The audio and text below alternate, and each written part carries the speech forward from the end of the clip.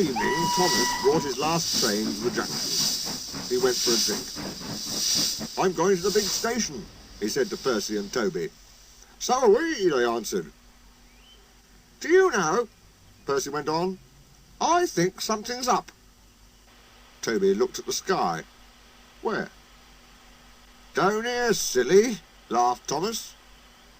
"How," asked Toby reasonably, "can something be up when it's down?" "Look," said Thomas excitedly. "Look!" 7 engines from the other railway were coming along the line. "Hello, Ginty," whistled Percy. "Hello, Pug. They're friends of mine," he explained. "I don't know the others." Ginty and Pug whistled cheerfully as they puffed through the station. "What is all this?" asked Thomas. "The Fat Controller's got a plan," answered his driver, "and he's going to tell it to us. Come on." So they followed to the big station at the end of the line, where all the engines had gone. The Fat Controller was waiting for them there. "The people of England," he said, "read about us in the books, but they do not think that we are real." "Shame!" squeaked Percy. The Fat Controller glared. Percy subsided. "So," he continued, "I am taking my engines to England to show them. Hurrah, hurrah, hurrah, hurrah, hurrah!" The engines whistled. The Fat Controller held his ears. "Silence!" he bellowed. "We start the day after tomorrow at 8 a.m. Meanwhile, as these engines have kindly come from the other railway to take your place, you will show them your work tomorrow."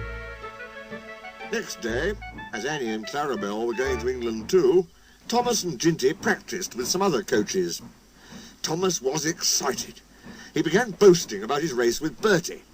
"I whooshed through the tunnel and stopped an inch from the buffers, like this. Crash!" The buffers broke. No one was hurt, but Thomas's front was badly bent. They telephoned the Fat Controller.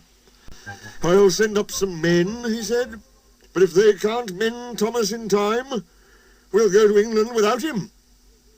Next morning, the engines waited at the junction.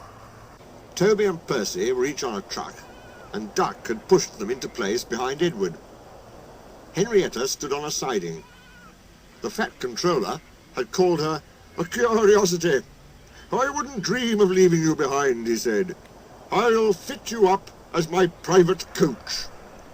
She felt very grand. Gordon, James and Henry were in front. They whistled impatiently.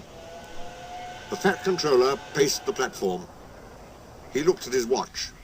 "1 minute more," he said, turning to the guard. "Peep, peep, peep!" whistled Thomas, and panted into the station. Annie and Clarabel twittered anxiously. "We hope we're not late. It isn't quite 8. "Thomas," said the Fat Controller sternly, "I am most displeased with you. You nearly upset my arrangements." Thomas, abashed, arranged himself in the coaches behind Duck, without saying a word.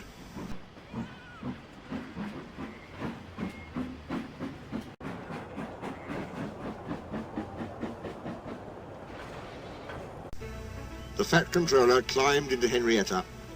The guard blew his whistle and waved his flag. The engines whistled, "Look out, England, here we come!"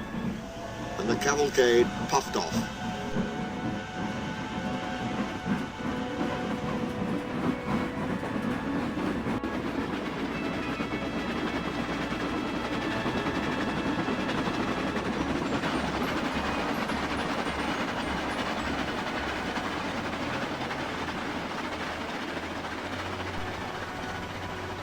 The engines stood side by side in a big airy shed.